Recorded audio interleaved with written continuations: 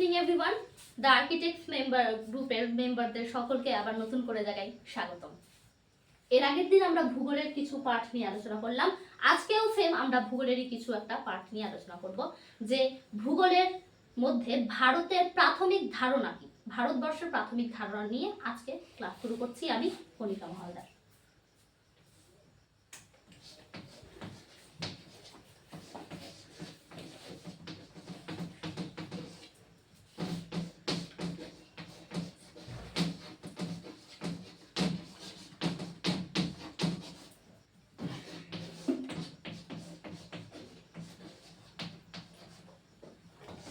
Basic introduction of India.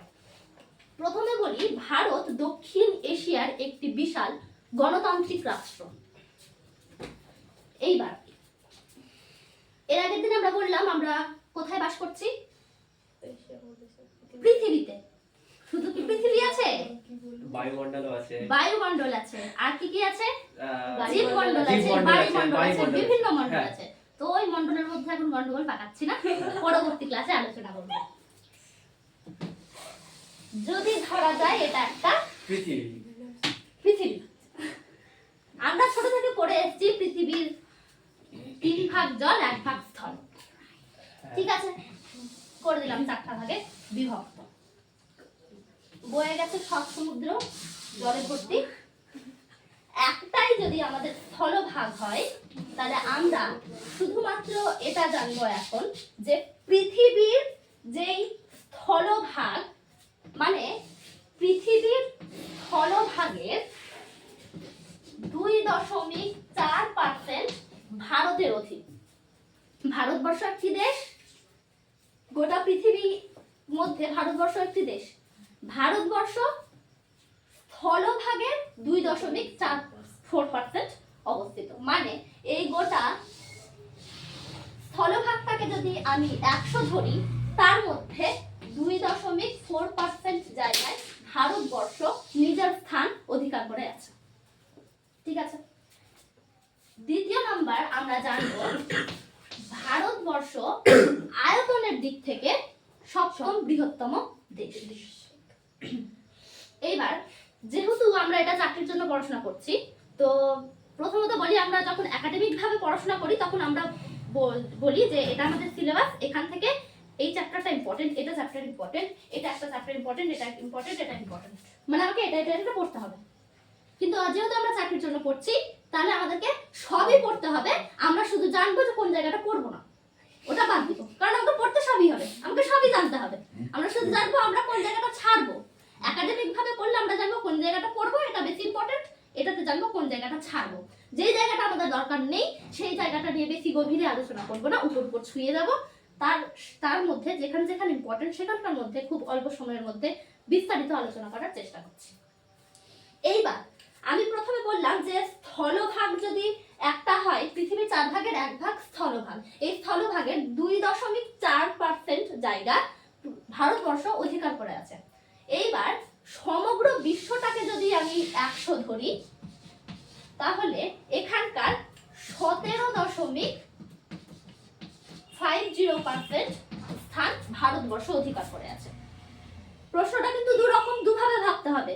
স্থলভাগের 2.4% ভারতের অধীন, আর যদি সমগ্র বিশ্বে ধরি তাহলে 17.50 জলভাগ নিয়ে, ওটা সমগ্র বিশ্বকে নিয়ে। ভারতের মোট আয়তন 32,87,263 বর্গ কিমি। আমি কিমি স্কয়ার লিখে দিলাম, বোঝা যাচ্ছে। ভারতের উত্তর এবং দক্ষিণে বিস্তার এটাই।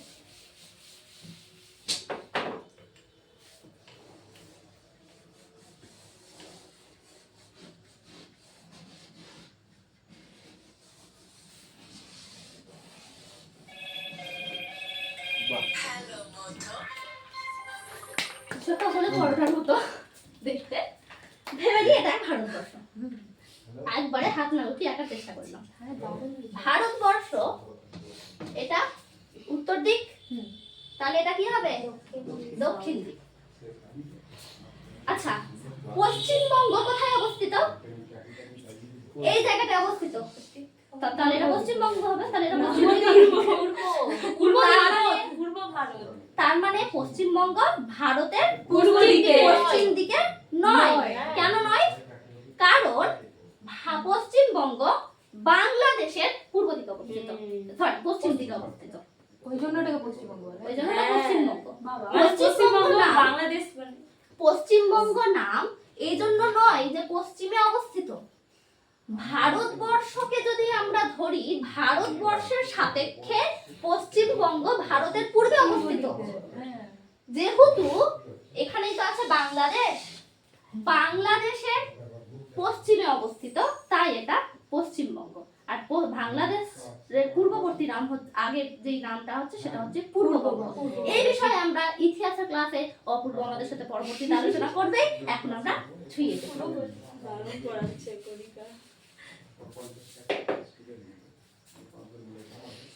এটা হচ্ছে ইস্ট, এটা হচ্ছে ওয়েস্ট।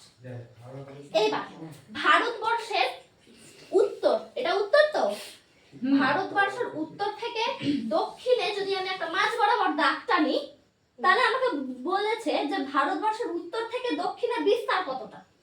এটা যদি আমরা জানি তাহলে এটা হচ্ছে 3214। যাই হোক, আমি এভাবে লিখলাম কারণ এভাবে আর একটা দাগ টানতে হবে। 3214। এইবার কিলোমিটার। হ্যাঁ, কিলোমিটার। অবভিয়াসলি একক না দিলে তো কিছু হবেই না, একক লাগবেই। এইবার ভারতবর্ষের পূর্ব থেকে পশ্চিমে বিস্তার, ভারতবর্ষের পূর্ব থেকে পশ্চিমে বিস্তার হচ্ছে 2993 কিলোমিটার। এইবার ভারতবর্ষের যদি প্রশাসনিক কাঠামোর দিকে আমরা একটু নজর দিই, তাহলে ভারত একটি সার্বভৌম সমাজতান্ত্রিক ধর্মনিরপেক্ষ গণতান্ত্রিক প্রজাতন্ত্র রাজ্য, যেটি 28টি রাজ্য এবং 8টি কেন্দ্রশাসিত অঞ্চল নিয়ে গঠিত। এখানে আমাকে আরো কিছু বোঝাতে হয়, তার জন্য আমি একটুখানি এটা মিটালাম। তুমি কে? ভারতীয় না, আমি ভারতীয় না। আমি অমেত্রীমনা। কিছু একটা তো আছে। তুমি কে? আমি অমেত্রীমনা। আমি ভারতকে একটুখানি মিটালাম। পশ্চিমবঙ্গে আছি তো এটা মিটালে অসুবিধা নেই, পশ্চিমবঙ্গে থাকবোই আমরা। ভারতে না আমি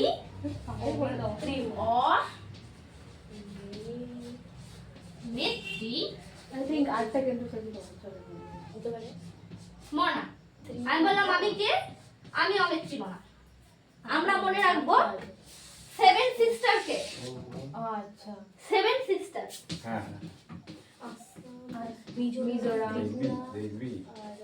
7 সিস্টার। কি করে মনে রাখবো? আমি অমেত্রীমনা মনে রাখছি।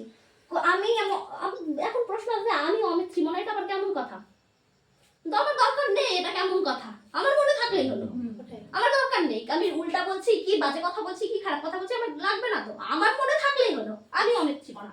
আফার আম নয় কিন্তু আসাম। মিফর মিজোরাম। ছোট করে লিখছি। অ দিয়ে অরুণাচল প্রদেশ। মে দিয়ে মেঘালয়। টি দিয়ে ত্রিপুরা। আবার কতগুলো? মণিপুর। আর না দিয়ে নাগাল্যান্ড মণিপুর। এটা হচ্ছে নাগাল্যান্ড হাততালি। নাগাল্যান্ড। মনে থাকলে হলো আমি অমেত্রীমনা।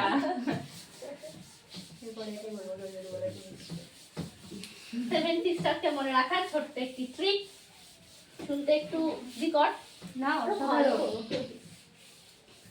আমার কাছে তো ভালোই। না আমার মনে থাকছে তাহলে ভালো। এবার আমরা জানবো ভারতবর্ষের উচ্চতম পর্বত শৃঙ্গ হচ্ছে কাঞ্চনজঙ্ঘা।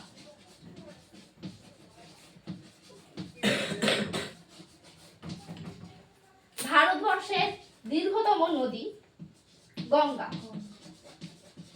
আমি সম্পূর্ণ লিখছি না, আমি এটা পরে পিডিএফ আকারে পরে আপলোড করে দেওয়া হবে, সেখানে আমরা একটু সময় বাঁচাচ্ছি। সময় আমাদের কাছে খুবই কম, সময়ের মধ্যে সবকিছু করতে হবে।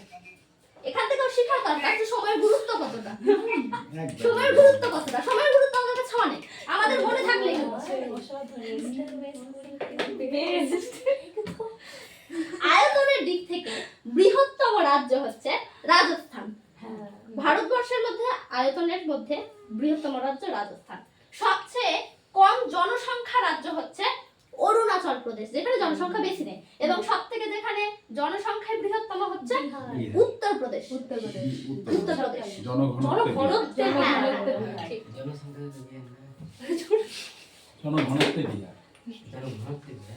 জনসংখ্যা উত্তর আবার আসছে একটু কোনো রকমের ম্যানেজ হয়ে যাবে, একবার আমার চেষ্টা। আর অরুণাচল যাই হোক, কোনো রকম হলে ভারতের আরেকটা যেটা খুব ইম্পর্টেন্ট আমাদের মনে রাখা দরকার, ভারতের মূল ভূখণ্ড, ভারতের যে মূল ভূখণ্ড এটা, এর দক্ষিণতম বিন্দুর নাম হচ্ছে কন্যাকুমারী। এই যে দক্ষিণতম বিন্দু, এটা হচ্ছে কন্যাকুমারী।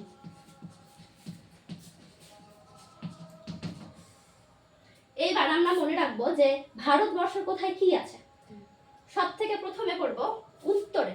উত্তরে আছে পার্বত্য অঞ্চল, ভারতবর্ষের পার্বত্য।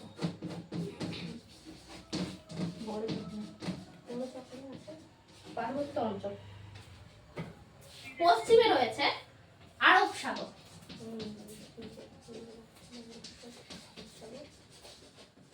আরব সাগর। দক্ষিণে রয়েছে আরব মহাসাগর।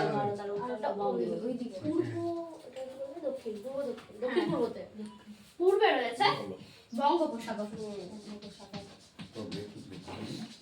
আমরা একটা জিনিস পড়লাম যে পৃথিবীর, হ্যাঁ হাতে লেখা ঠিক আছে, বুঝলে এগুলো।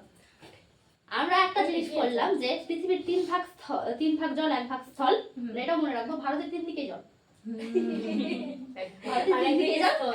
একদিকে এটা আমরা মনে রাখবো।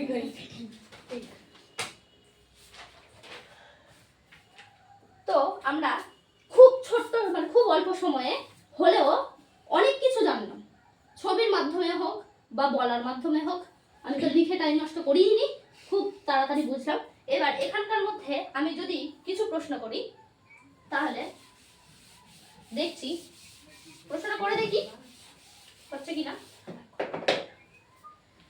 উচ্চতম পর্বত শৃঙ্গের নাম কাঞ্চনজঙ্ঘা। আয়তনে বৃহত্তম রাজ্য যেটি নয়, আমি অপশন দিতাম, রাজস্থানে প্রথমে লিখতাম, বলেছিলাম যেটি না, এটা হয় সবসময় হয়। বামন গ্রহ নয়, সামনেই আছে প্লুটো, দেখে প্লুটো হয়তো মেরে দিলাম। তাড়াহুড়োই করে দিই, তাড়াহুড়োও করবো না, প্রশ্ন ভালো করে করব। এই বিষয়ে প্রশ্ন উত্তরও আমি পরে আপলোড করে দেওয়া হবে। তো আজকের মতো আমি খুব অল্প হলেও যেটুকুটা শিখালাম ওইটুকুটা তখনকার মতো, আবার পরবর্তীতে আমি আরো অন্যান্য বিষয় তথ্য নিয়ে আসবো, এবং ততক্ষণের জন্য পড়তে থাকো, গড়তে থাকো।